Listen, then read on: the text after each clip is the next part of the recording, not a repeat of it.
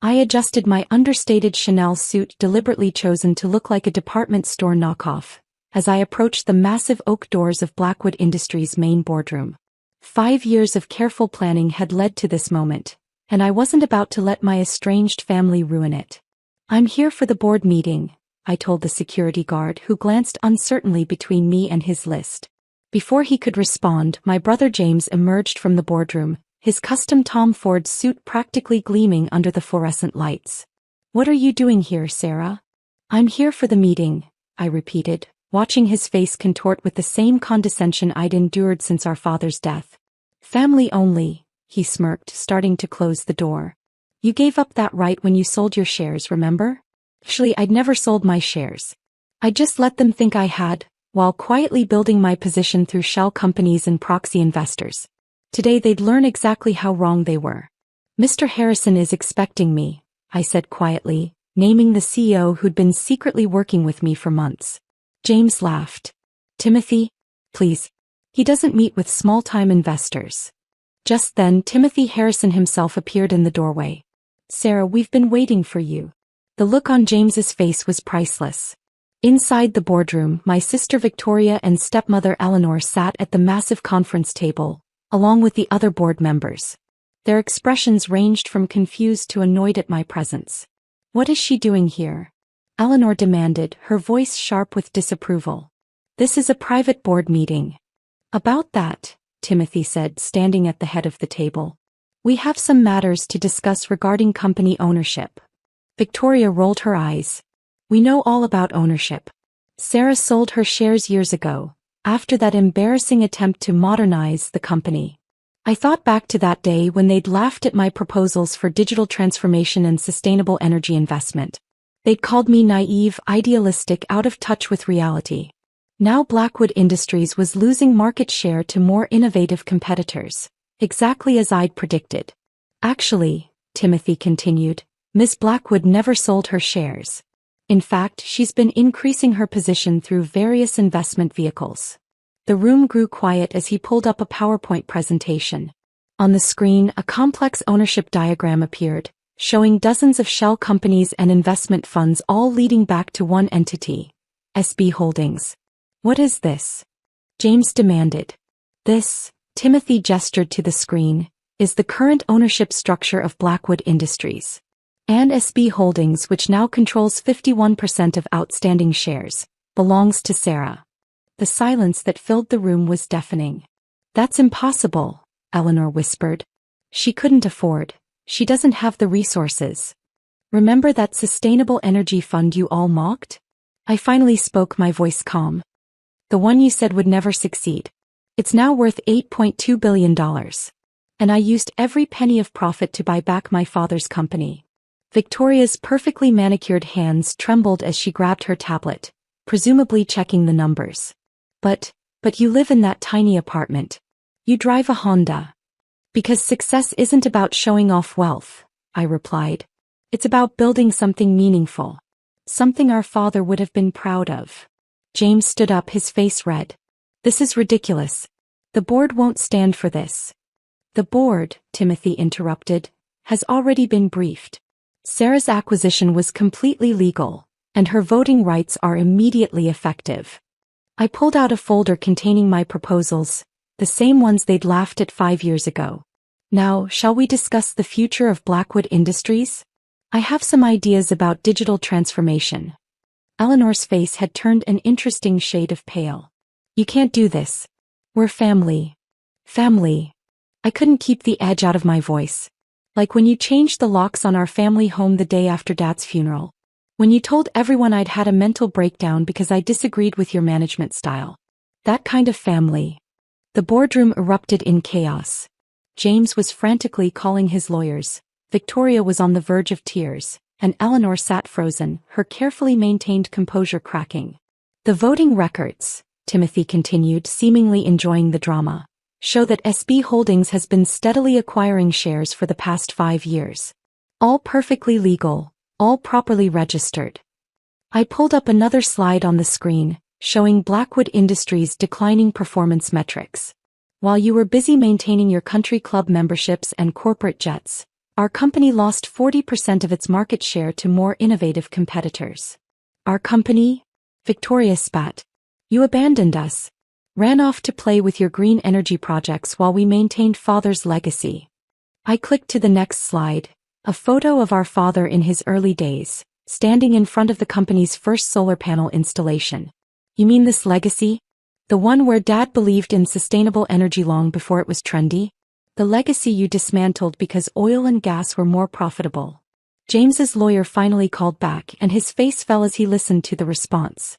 But there must be something we can do, he shouted into the phone. There isn't, I said quietly.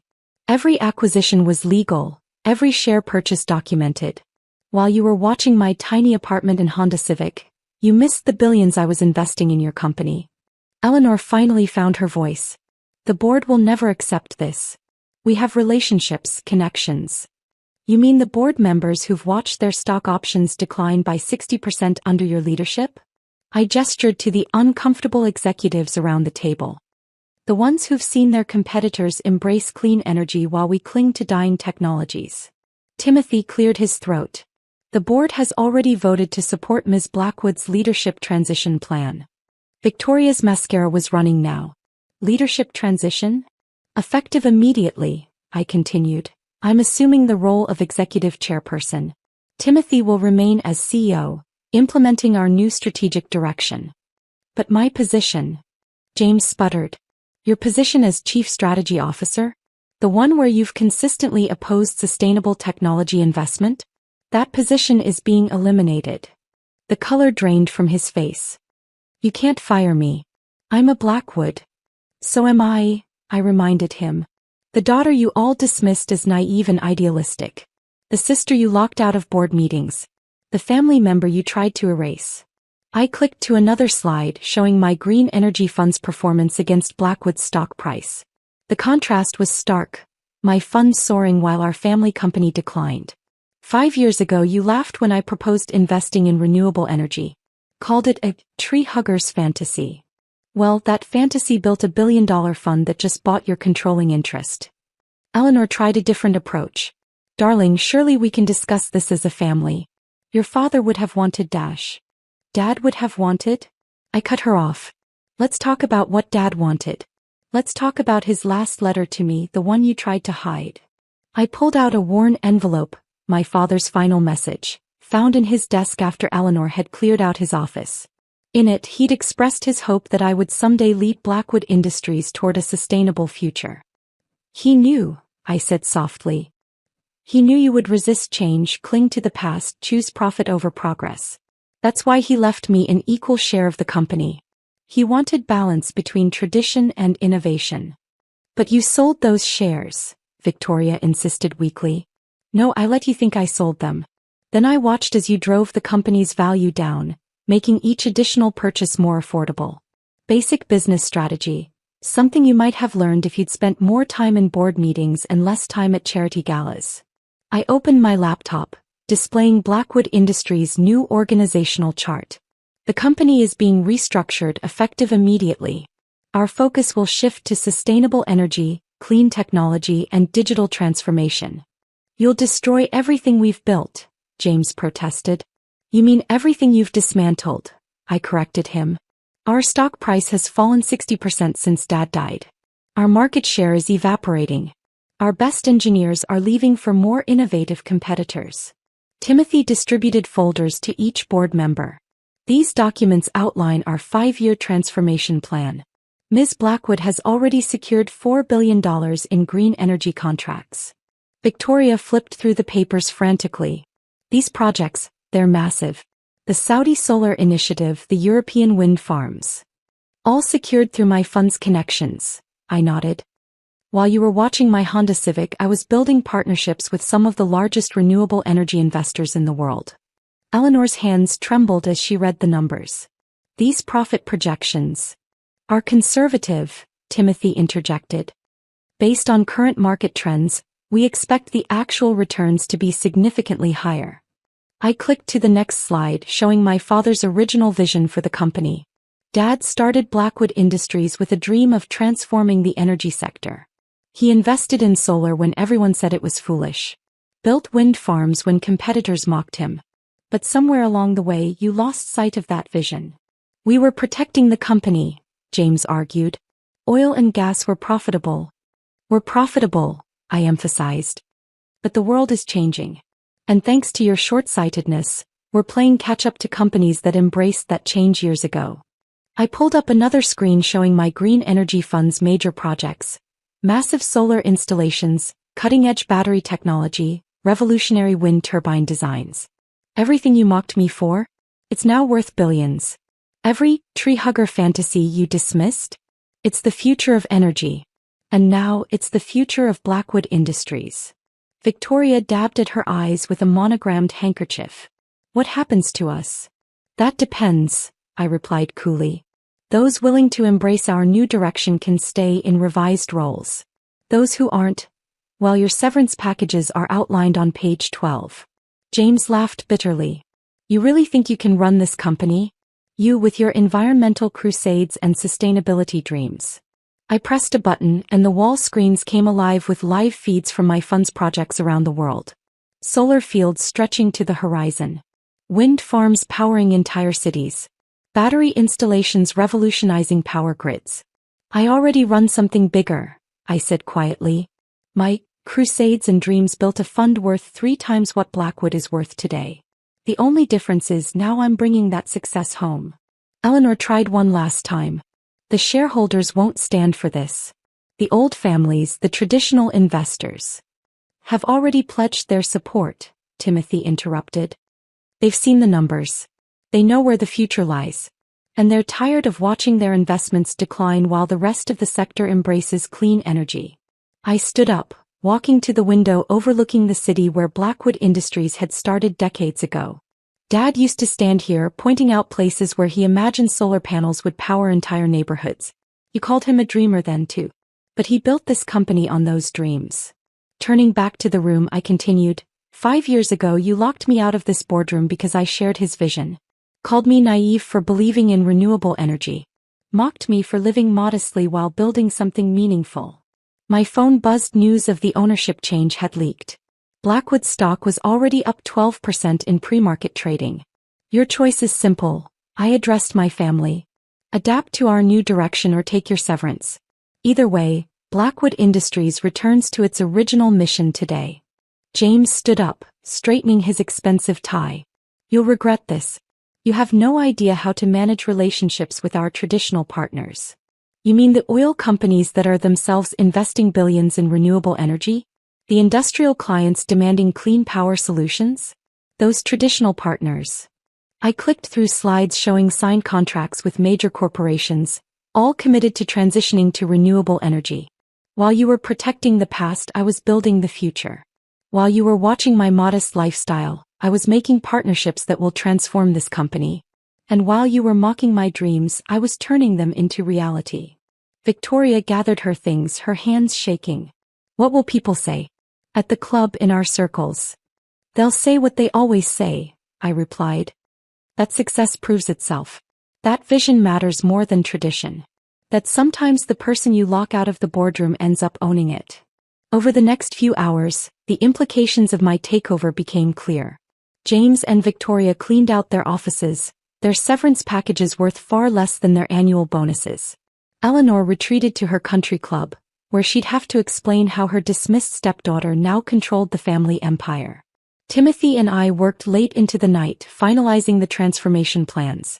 Blackwood stock closed up 23% on news of our renewable energy initiatives. Analysts were already calling it the green revolution in energy.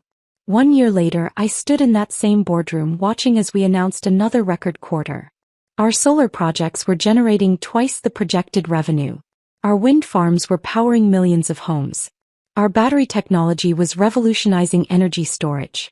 The wall screens showed our global operations, everything I'd dreamed of when I first proposed these changes.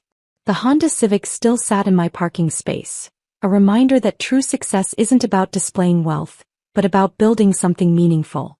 James occasionally appeared on business news shows, criticizing our direction, but the numbers spoke for themselves. Blackwood stock had tripled. Our market share in renewable energy was growing exponentially. We were becoming exactly what Dad had always envisioned.